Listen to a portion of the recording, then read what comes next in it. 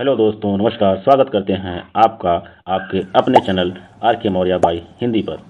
दोस्तों, जैसा कि आप देख पा रहे हैं कि आज मैं लेकर आया हूँ यूपी टेट बाल विकास महत्वपूर्ण वन लाइनर नोट्स, जो कि बाल विकास जो जो यूपी टेट है उसमें पेपर फर्स्ट और पेपर सेकेंड दोनों में 30 नंबर के या 30 क्वेश्चन बाल विकास से, चाइल्ड डेवलपमेंट यानी सीडीपी से प्रश्न बनते हैं। उसी को देखते हुए मैं 90 प्लस वन लाइनर क्वेश्चन लेकर आया हूं, जो कि आप सभी को यूपी टेट की परीक्षा में बहुत ही महत्वपूर्ण है। आपको बताना चाहेंगे कि इनमें ऐसे प्रश्नों का समावेश है जिसको पढ़कर आप अपने यूपी टेट में 4 से 5 अंक जो है अर्जित कर सकते हैं, या 4 से 5 अंक और भी बढ़ा सकते हैं। तो देर न करते हुए शुरू करते हैं आज का ये क्लास, जो कि पूर्णतः समर्पित है जो नए स्टूडेंट हैं यूपी टेट एग्ज़ाम देने जो जा रहे हैं उनके लिए। दोस्तों, यूपी टेट का रजिस्ट्रेशन प्रारंभ हो चुका है। आप सभी रजिस्ट्रेशन ओटीआर भरने के बाद अपना प्रोसेस पूरा कर लें। आगामी वीडियो इसी चैनल के माध्यम से जो यूपी टेट से संबंधित जो भी टॉपिक परीक्षाओं में सबसे ज़्यादा पूछे जाते हैं उन पर आपको वीडियो मिलती रहेगी। तो वीडियो को देखें, चैनल को जरूर सब्सक्राइब कर लें और कमेंट में ये बताएं कि आपको ये वन लाइनर नोट कैसा लगा। इनमें से कितने क्वेश्चन आपको नहीं आ रहे थे जो कि पहली बार आपने पढ़ा, बताइएगा ज़रूर। तो चलते हैं आज के क्लास में। दोस्तों, पहला जो नोट्स है क्या है कि मनोविज्ञान का शाब्दिक अर्थ है। क्या कहा है? मनोविज्ञान का शाब्दिक अर्थ है। तो मनोविज्ञान का शाब्दिक अर्थ है मन का विज्ञान। फिर दूसरा क्या दिया है? साइकोलॉजी शब्द की उत्पत्ति किस भाषा के शब्द से हुई है। तो यह है यूनानी यानी ग्रीक भाषा, यानी साइकोलॉजी जो शब्द है उसकी उत्पत्ति ग्रीक भाषा यानी यूनानी भाषा से हुई है। अगला प्रश्न है प्रश्न नंबर 3, यानी क्या कहा है? साइकी शब्द का अभिप्राय है, यानी साइकी शब्द का क्या अर्थ है? तो साइकी शब्द का अर्थ है आत्मा। आगे बढ़ते हैं। मनोविज्ञान किस शास्त्र का भाग है? मनोविज्ञान बहुत प्रश्न पूछा जाता है कि मनोविज्ञान किस शास्त्र का भाग है, तो ये दर्शन शास्त्र का भाग है। अगला 5वां नंबर, मनोविज्ञान मानव एवं पशु व्यवहार का विज्ञान है। यह मत किसका है? मनोविज्ञान मानव एवं पशु व्यवहार का विज्ञान है, यह मत किसका है? तो मॉर्गन साहब का है। अगला प्रश्न है, मनोविज्ञान व्यवहार का निश्चित विज्ञान है। ध्यान से पढ़िए, एक बार नहीं 2 बार वीडियो देखिए। और हाँ, सबसे महत्वपूर्ण, अगर आप परीक्षा जैसे ही नज़दीक आएगी, ठीक है, परीक्षा देने के 24 घंटे पहले अगर इसको पढ़ लेंगे, इस वीडियो को देख लेंगे, तो निश्चित तौर पर बाकी चीज़ें आपको समझ में आ जाएंगी और निश्चित है कि इनसे प्रश्न जरूर बनेंगे। तो मनोविज्ञान व्यवहार का निश्चित विज्ञान है, यह मत है वाटसन का। मनोविज्ञान का वास्तविक अर्थ है, मनोविज्ञान का वास्तविक अर्थ है क्या है? व्यवहार का विज्ञान। मनोविज्ञान का वास्तविक अर्थ क्या है? व्यवहार का विज्ञान। मनोविज्ञान है, मनोविज्ञान क्या है यह पूछा है, तो मनोविज्ञान जो है विधायक विज्ञान है। ऑप्शन में यही चूज करिएगा। इरोस शब्द संबंधित है किससे? तो उत्तर है जीवन मूल प्रवृत्ति से। इरोस शब्द संबंधित है जीवन मूल प्रवृत्ति से। अगला पॉइंट क्या करता है? व्यवहारवाद के प्रमुख प्रवर्तक हैं। व्यवहारवाद के प्रमुख प्रवर्तक हैं तो जेबी वाटसन है। व्यवहारवाद के प्रमुख प्रवर्तक कौन है? जेबी वाटसन। अगला है, मनोविश्लेषणवाद के जनक थे। ये जनक जरूर पूछे जाते हैं, जनक, प्रणेता या प्रस्तुतकर्ता, ये बहुत पूछे जाते हैं। तो मनोविश्लेषणवाद के जनक थे सिगमंड फ्रायड। अगला प्रश्न है प्रश्न नंबर 12, क्या करता है?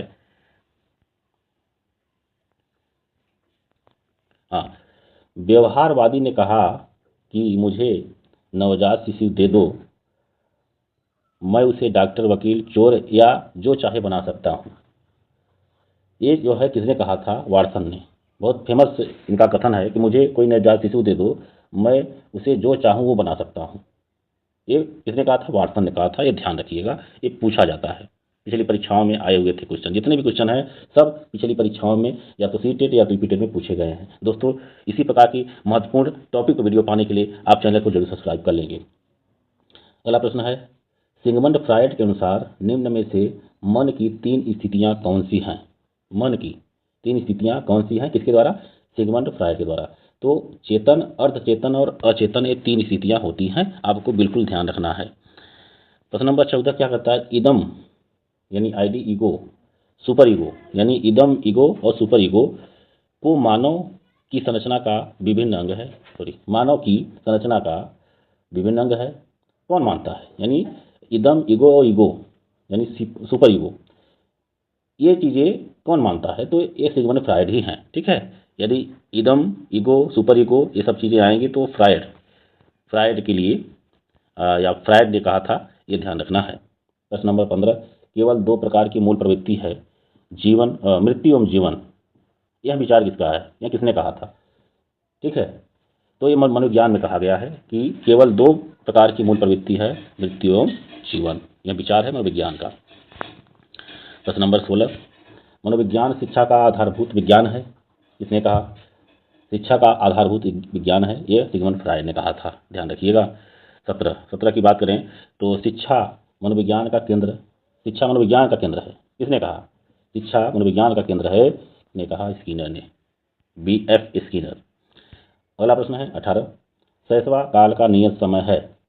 शैशवा काल, तो नियत समय जो है जन्म से 6 साल जो है माना जाएगा। ठीक है, कभी कभार अगर ऑप्शन में जन्म से 2 वर्ष रहेगा तो उसको ज़्यादा प्रेफर करिएगा, क्योंकि जीन पियाजे ने शैशवा काल का जो समय है जन्म से 2 साल ही माना है, बाकी उत्तर पूर्व बाल्यावस्था आ जाता है। प्रश्न नंबर 19, बालक के विकास की प्रक्रिया एवं विकास की शुरुआत होती है। बालक के विकास की प्रक्रिया एवं विकास की शुरुआत होती है, कहाँ से होती है? ठीक है, ये जो है गर्भ से ही होती है, यानी जन्म से पूर्व। ठीक है, बालक के विकास की प्रक्रिया जन्म से पूर्व ही होती है, ध्यान रखिएगा। किशोरावस्था का समय है, सभी को पता है, आपको कंफ्यूज नहीं होना है, 12 से 18 साल, ये जो है किशोरावस्था का समय है। अगला प्रश्न, टर्मन के अनुसार प्रतिभाशाली बालक की बुद्धि लब्धि कितने से अधिक होती है? तो प्रतिभाशाली जो बालक होते हैं वो 140 से अधिक बुद्धि लब्धि होती है। अधिगम का अभिप्राय क्या है? तो आपको ध्यान रखना है, अधिगम का अभिप्राय है सीखना। दोस्तों, इस प्रकार के जो पॉइंट है आपको कहीं देखने को नहीं मिलेंगे, सिर्फ मिलेंगे तो इसी यूट्यूब चैनल पर ही मिलेंगे। आपको चाहिए कि अगर आप हिंदी विषय की तैयारी कर रहे हैं या यूपी टेट सीटेट की तैयारी कर रहे हैं तो आप इस चैनल को जो सब्सक्राइब करें। बहुत खोज कर जो है नए क्वेश्चन जो है आपके लिए लिए जाते हैं, आपके लिए लाए जाते हैं। अधिगम का प्रयास एवं त्रुटि सिद्धांत का प्रतिपादन किसने किया था? प्रयास एवं त्रुटि का सिद्धांत किसने दिया? एडवर्ड एल थॉर्नडाइक ने। आपको थॉर्नडाइक याद रखना है, EL थॉर्नडाइक। प्रश्न नंबर 24, व्यवहार के कारण व्यवहार में परिवर्तन ही सीखना है। व्यवहार के कारण व्यवहार में परिवर्तन ही सीखना है, यह मत किसका है? तो ये मत है गिलफोर्ड महोदय का। ठीक है, व्यवहार के कारण व्यवहार में परिवर्तन ही सीखना है, यह मत है गिलफोर्ड महोदय का। प्रश्न नंबर 25, सामूहिक अचेतन का सिद्धांत किसका है? सामूहिक अचेतन का सिद्धांत है यूंग का, J.J. यूंग।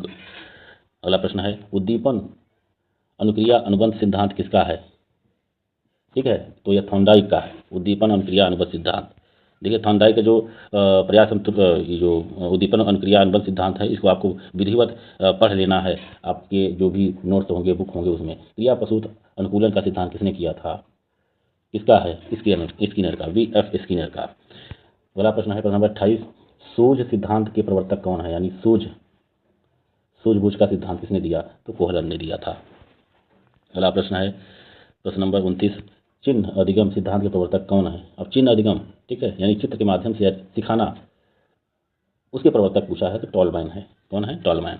प्रश्न नंबर 30, पावलोव ने अपने सिद्धांत का प्रयोग किस पर किया था? तो पावलोव ने कुत्ते पर किया था। जैसे ही घंटी बजती कुत्ते के मुंह से लार टपकना शुरू हो जाता। आपको विधिवत पढ़ लेना है। फिलहाल मैंने यह प्रश्न यहाँ पे रखा है। कोहलन ने अपने सोच का सिद्धांत में किस पर प्रयोग किया था? ठीक, तो जो है सोच सिद्धांत में किस पर प्रयोग किया था? तो सुल्तान नामक चिंपांजी था। ठीक है, चिंपांजी पर किया था कोहलन ने। स्किनर ने किस पर प्रयोग किया था? ध्यान देना है, स्किनर ने किस पर प्रयोग किया था? स्किनर ने चूहा और कबूतर पर प्रयोग किया था, ध्यान रखना है। प्रश्न नंबर 33, समीपता अनुबंध सिद्धांत के प्रवर्तक कौन थे? समीपता अनुबंध सिद्धांत के प्रवर्तक थे गुथरी, एडविन रे गुथरी, समीपता अनुबंध सिद्धांत। प्रश्न नंबर 34, थॉर्नडाइक ने किस पर प्रयोग किया था? तो थॉर्नडाइक ने बिल्ली पर प्रयोग किया था, ध्यान रखना। प्रश्न नंबर 35, प्रेरणा छात्र में रुचि उत्पन्न करने की कला है। प्रेरणा जो है मोटिवेशन, छात्र में रुचि उत्पन्न करने की कला है, यह मत किसका है? तो ये थॉमसन का है। किसका है? थॉमसन का, यह है थॉमसन का। प्रश्न नंबर 36, सामाजिक प्रेरक है। सामाजिक प्रेरक क्या है? तो आत्मगौरव है। सामाजिक प्रेरक आत्मगौरव है। प्रश्न नंबर 37 की बात करें, जैविक प्रेरक है। जैविक प्रेरक क्या है? नींद। नींद जैविक प्रेरक कहलाता है। प्रश्न नंबर 38, सीखने की खेल विधि उपयोगी है। सीखने की खेल विधि उपयोगी किसमें है? बाल्यावस्था तक, ठीक है। अगर किसी बच्चे को खेल खिला के सिखाया जा रहा है तो वह उपयोगी माना जाएगा बाल्यावस्था तक, ध्यान रखना। अगला प्रश्न है, बुद्धि के द्विखंड सिद्धांत का प्रतिपादन किसने किया था? बुद्धि के द्विखंड सिद्धांत का प्रतिपादन किसने किया था? तो स्पीयरमैन ने किया था, ये ध्यान रखना। नंबर 40, बुद्धि लब्धि यानी आईक्यू का आविष्कार किसने किया था? तो टर्मन महोदय ने साल 1916 में किया था, ध्यान रखिएगा, बहुत महत्वपूर्ण प्रश्न है। प्रश्न नंबर 41, शैशवावस्था में सीखने की प्रक्रिया का स्वरूप क्या होता है? तो शैशवावस्था में सीखने की प्रक्रिया का स्वरूप सीखने की प्रक्रिया में तीव्रता होता है, यानी शैशवावस्था में बच्चे बहुत तेजी के साथ सीखते हैं हर एक चीज़। अगला प्रश्न है प्रश्न नंबर 42, क्या कहता है? साल 1922 में किसने हिंदुस्तानी बिने साइमन परीक्षण का प्रकाशन किया था? यानी हिंदुस्तानी बिने साइमन परीक्षण किसने किया था? तो डॉक्टर C.H. राइस ने किया था।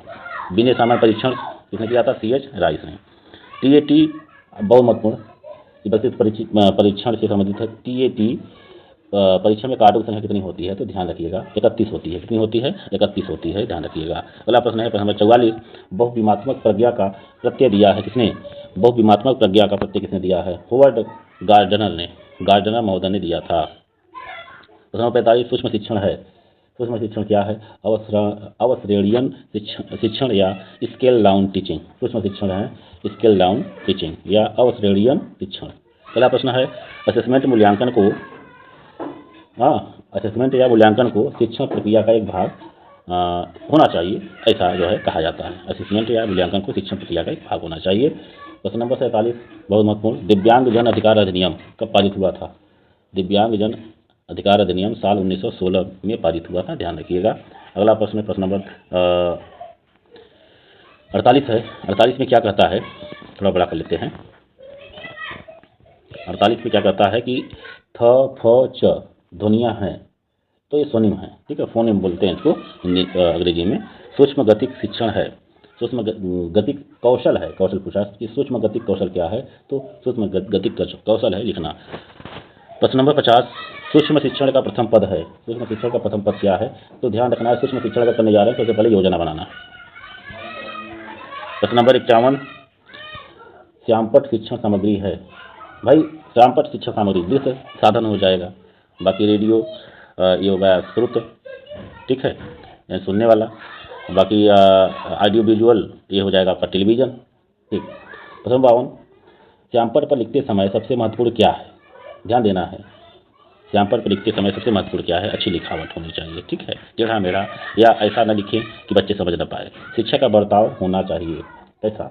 आदर्शवादी होना चाहिए। कैसा होना चाहिए? शिक्षा का बर्ताव आदर्शवादी होना चाहिए, यानी शिक्षक को देखकर बच्चे सीखें, अच्छे अच्छे गुण सीखें, ऐसा होना चाहिए। प्रश्न नंबर 54, कोमल शिल्प उपागम संबंधित है, किससे संबंधित है? तो कोमल शिल्प उपागम संबंधित है मनोवैज्ञानिक सिद्धांतों के अनुप्रयोग से, ठीक है, मनोवैज्ञानिक सिद्धांतों के अनुप्रयोग से, ये ध्यान रखिएगा। अगला प्रश्न है 55, राष्ट्रीय दृष्टिबाधित संस्थान NIVH स्थित है कहाँ? दृष्टिबाधित से संबंधित अगर प्रश्न पूछें कि संस्थान कहाँ है, राष्ट्रीय दृष्टिबाधित संस्थान तो यह है देहरादून में, देहरादून में। तो शिक्षण, प्रश्न नंबर 56, शिक्षण की प्रक्रिया के अंग होते हैं। देखिए शिक्षण प्रक्रिया के अंग 3 होते हैं, शिक्षक, शिक्षार्थी और पाठ्यक्रम, ठीक है, सिखाने वाला, सीखने वाला और क्या सिखाना है वह चीज़ें होनी चाहिए। प्रश्न नंबर 57 क्या कहता है? बेसिक शिक्षा हेतु महात्मा गांधी ने किस पाठ्यक्रम पर बल दिया है? बेसिक शिक्षा हेतु महात्मा गांधी ने किस पाठ्यक्रम पर बल दिया है?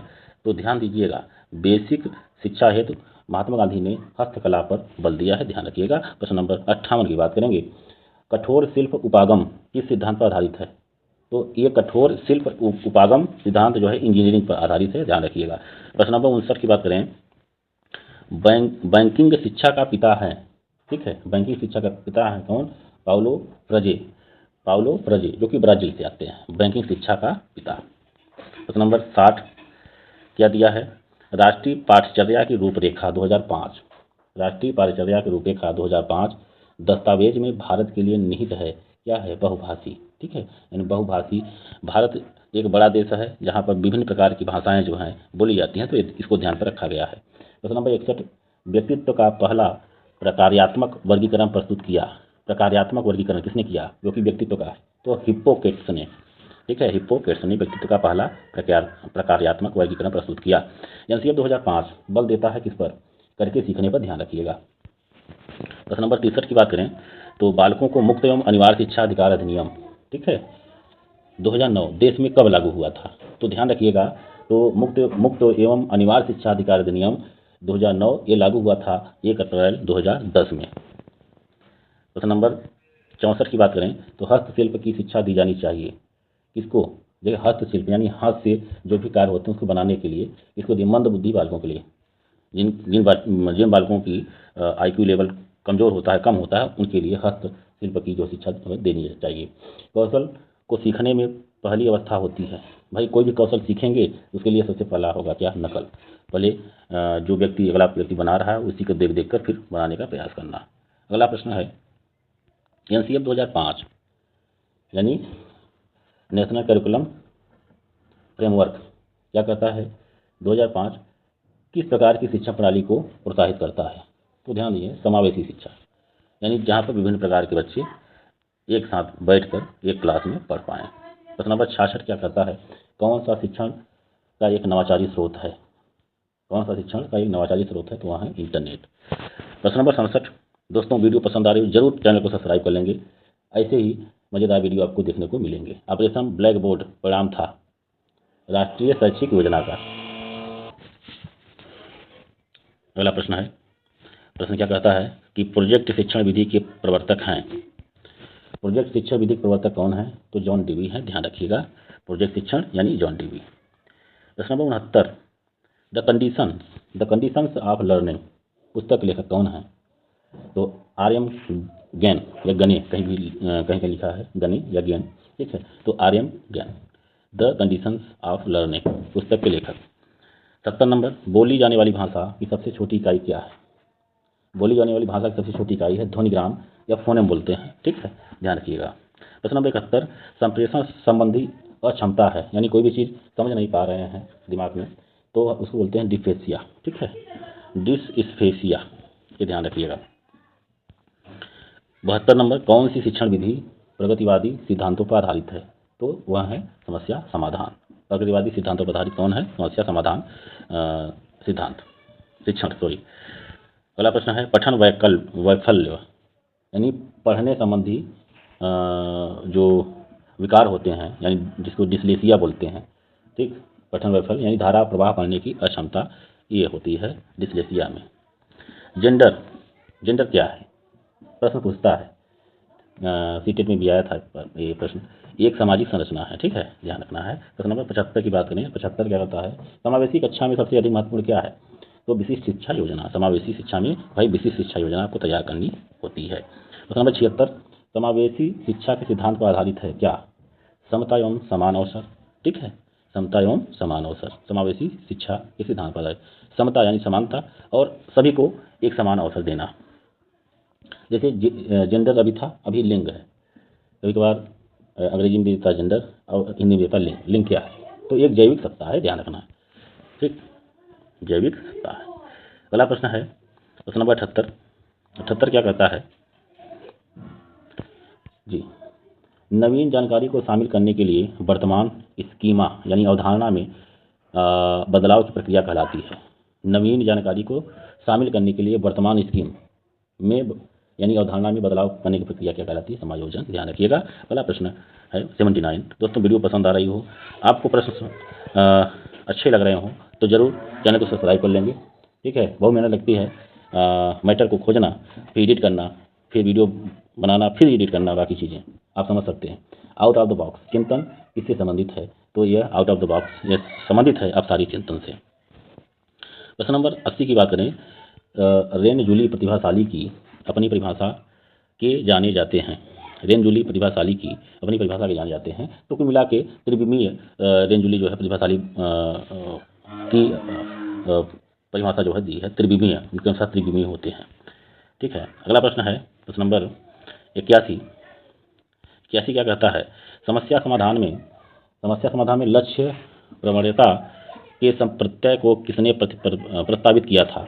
समस्या समाधान में लक्ष्य प्रवणता संप्रत्यय को किसने प्रस्तावित किया था? तो वो थे हल महोदय ने हल। थर्स्टन तथा लिकट निम्न में से किसके मापन से संबंधित है? तो यह अभिवृत्ति से संबंधित है।